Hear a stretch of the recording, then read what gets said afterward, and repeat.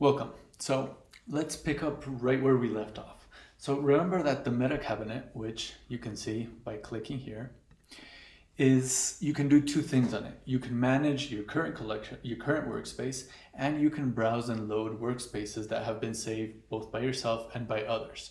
So in the previous video, what we did is how to manage your current workspace, and that's what you do in this section right here. Now, what we're going to do now is we're going to do the second part, browsing and loading saved workspaces. So this here, where it says active, that's what we saw in the previous video. Now, you open here where it says saved, and this is going to contain all of the workspaces that belong to you, that you saved.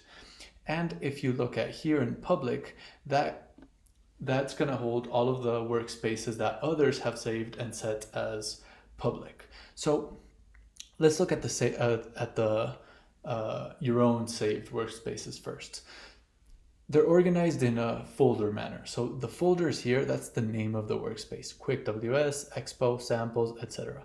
And you can expand them to reveal the names of the tabs within that workspace, right? So if you recall, in the last video, we saved a workspace called Demo Workspace Note. So let's just find that one all the way at the end. There we go, this one, Demo Workspace.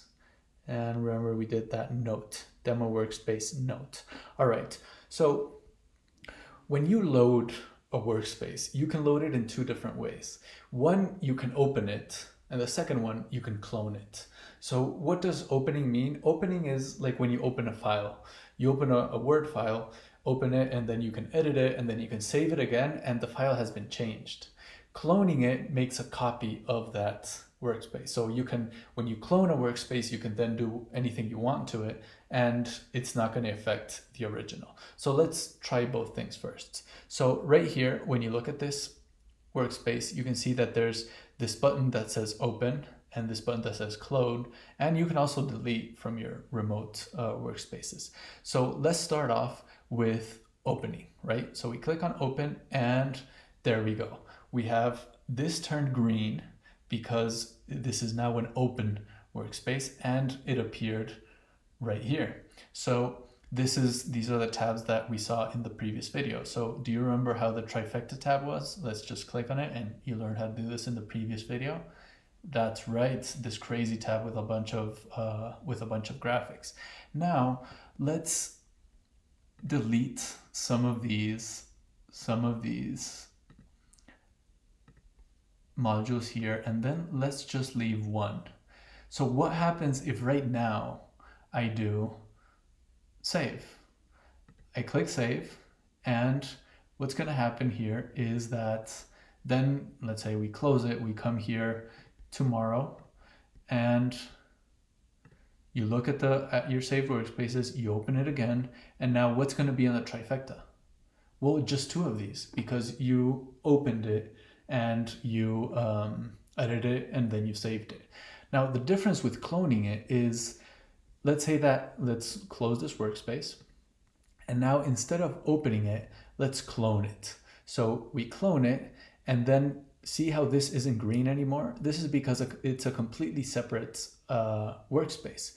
So now if I go ahead and save this, it's gonna appear here as a different one that is now open.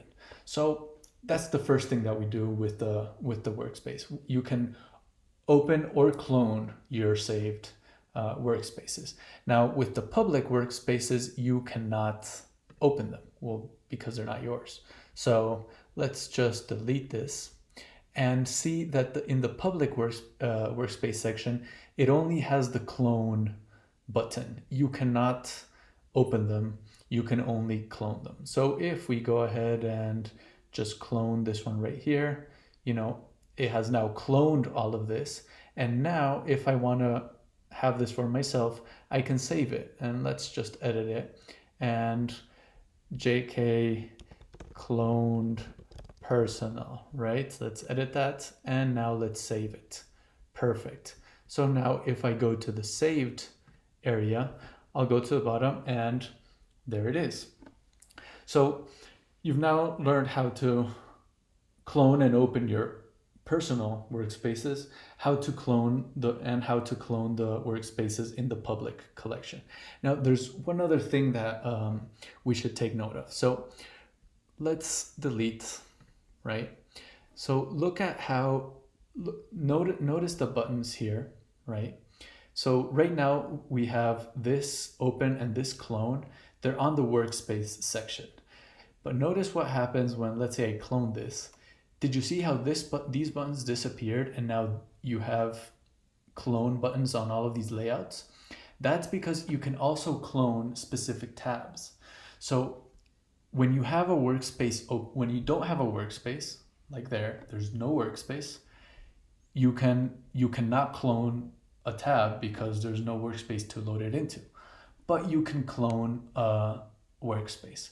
Now, or open a workspace. Now, when you do have a workspace, which is shown here, you can't clone or open one of the saved workspaces because you already have one open. But what you can do is you can load layouts from different workspaces. So let's try that. Let's open a new workspace, right? And now let's say, all right, I want to have the trifecta one here. I want to have this DXOI one here and this ESAG here. So what you did is you created an empty workspace and you cloned tabs from different workspaces to create this one.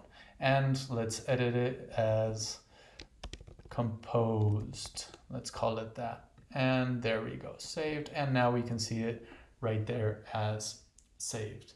And that's it. That's how you load workspaces from the saved workspace directory. Let's recap.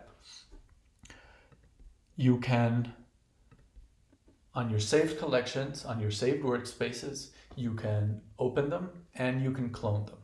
And you can also clone separate layouts from any workspace.